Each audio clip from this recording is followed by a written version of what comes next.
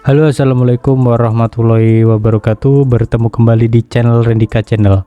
Pada video kali ini saya akan membuatkan tutorial tentang alur tujuan pembelajaran, atau bagaimana cara kita membuat alur tujuan pembelajaran atau disingkat ATP ya. Yang mana ini kurikulum merdeka yang sekarang ini bisa dikatakan ini hampir mirip-mirip dengan silabus, atau kalau lebih ke KI-nya atau KD. Nah, di sini kita kalau membuat alur tujuan pembelajaran di sini modelnya itu merumuskan ya. Jadi makanya itu saya akan memberikan tutorial atau cara yang paling sederhana, yang paling mudah untuk bisa Anda terapkan dan Anda praktekkan nanti ketika membuat alur tujuan pembelajaran. Oke, disimak ya video ini. Nah, pertama-tama untuk lebih sederhananya kita tuliskan seperti ini ya, alur tujuan pembelajaran ATP. Nah, di sini kurikulum merdeka 2003 sampai 2024. Nah, di kurikulum merdeka sini kecamatan, misalnya saya menggunakan lokasi sini, ini sebagai contoh saja. Misalnya saya pakai di sini adalah fase A untuk kelas 1 SD. Nah, di sini nanti berarti di fase A ini kelas 1 mulai dari kelas 1, kelas 2 sampai kelas 3 kalau nggak salah ya. Bisa Anda cek kembali. Nah, di sini. Nah, pertama kita kasih di kolom-kolom sini ada kolom elemen. Kalau Anda nanti bingung, untuk males lah ibaratnya membuat template-nya, bisa Anda nanti download template di kolom deskripsi saya sini. Saya sediakan untuk template model alur tujuan pembelajaran yang seperti saya tampilkan sini. Nah, ini merupakan ATP yang mana yang menurut yang disarankan Kemendikbud seperti ini. Saya buat yang harus ada di alur tujuan itu elemen. Pertama elemen, kedua adalah capaian pembelajar berdasarkan elemen fase A. Misalnya saya mendalami, misalnya saya ingin membuat ATP fase A ya.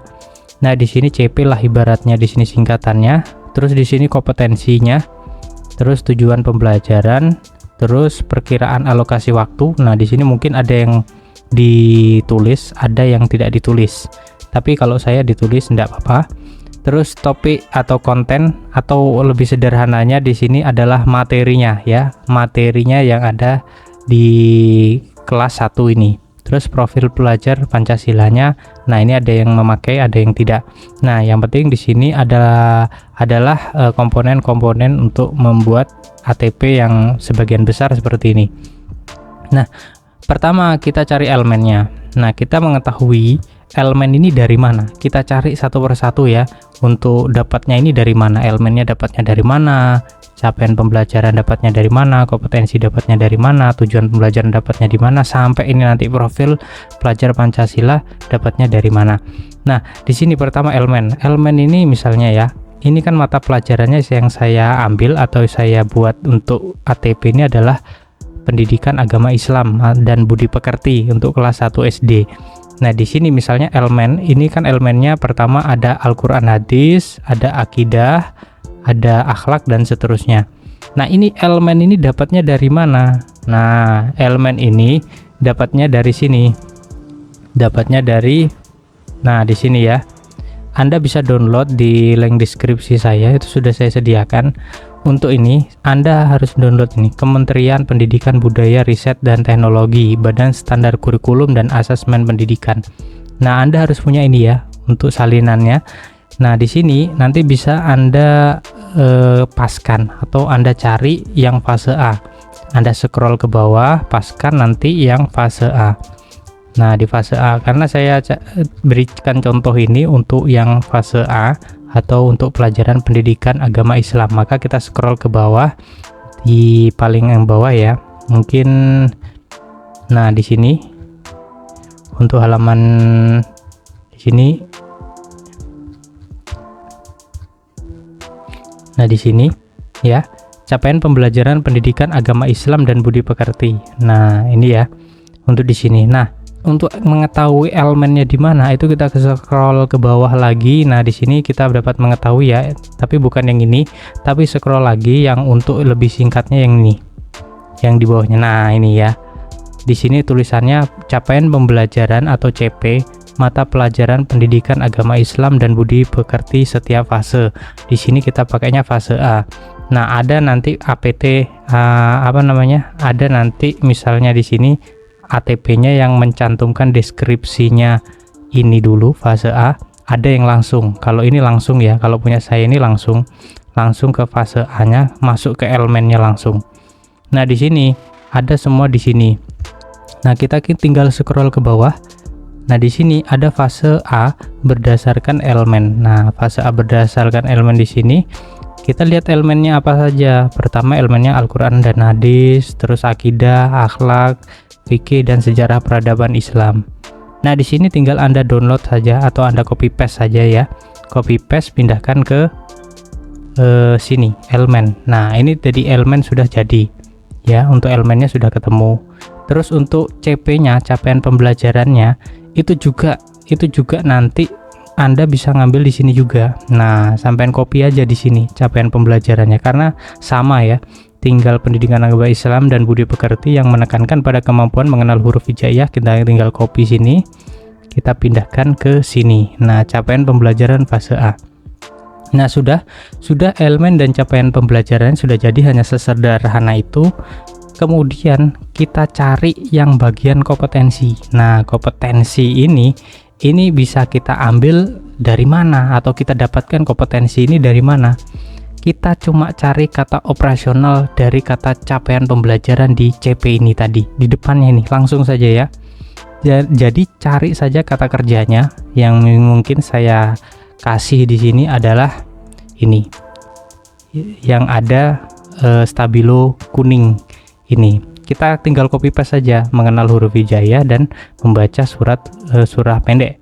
Nah, di sini ketika Anda cuma tinggal copy paste dari sampingnya, masukkan ke kompetensi. Nah, itu sudah jadi ya, sungguh sederhana sekali kan membuat kompetensinya, tinggal ambil sini saja. Nah, kita masuk ke tujuan pembelajaran. Nah, ini yang paling banyak sekali ditanyakan atau yang paling banyak sekali dibingungkan oleh para pembuat ATP. Bagaimana untuk cara membuat tujuan pembelajaran ini?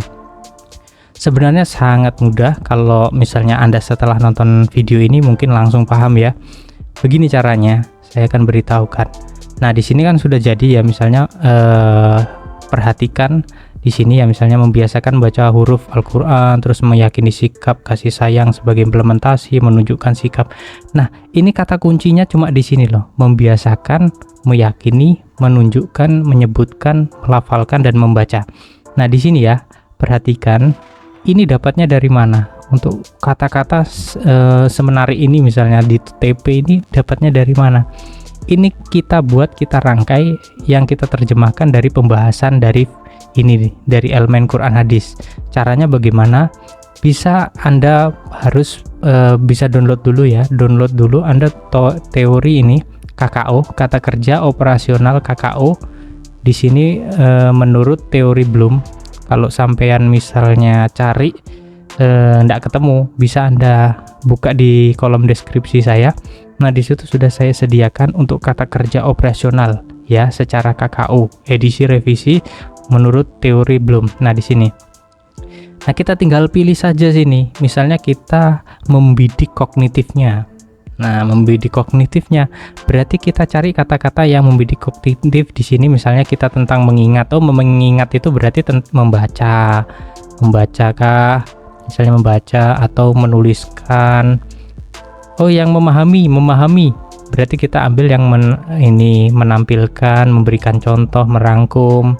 Atau enggak kita yang menerapkan, menggunakan, atau menganalisis, merinci. Nah, ini aja kata-kata depannya ini yang kita ambil saja.